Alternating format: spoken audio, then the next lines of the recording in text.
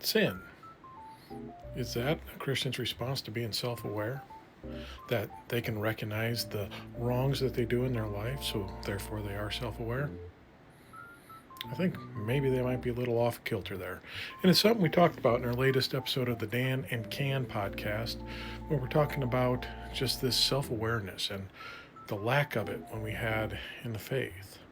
And I used to think that in the faith, that, me recognizing sin and the falling short in my life was the ability to search inside, to look inside and see all the wrong that I was doing, the decrepit man that I was.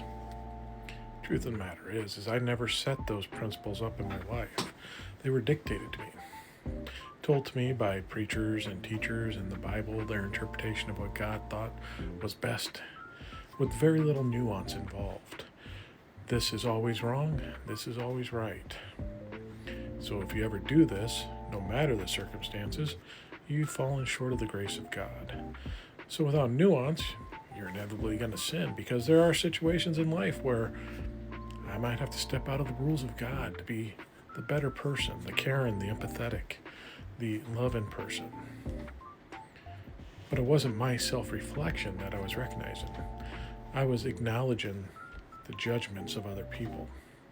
I was letting the outside dictate and tell me what was right and wrong in my life.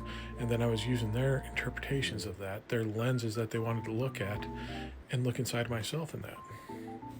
True self-awareness is when I started discovering what I thought was right and wrong in the world. And then realizing how much of that went against the Christian faith that I went and believed in for so many years.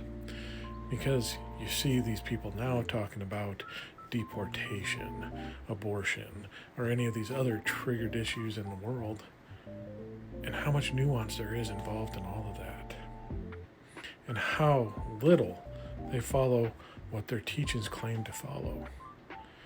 But now I can see it without that burden of faith upon me, because I can unabashedly see and think, and with my own eyes decide what is good and bad in this world and which path I need to take.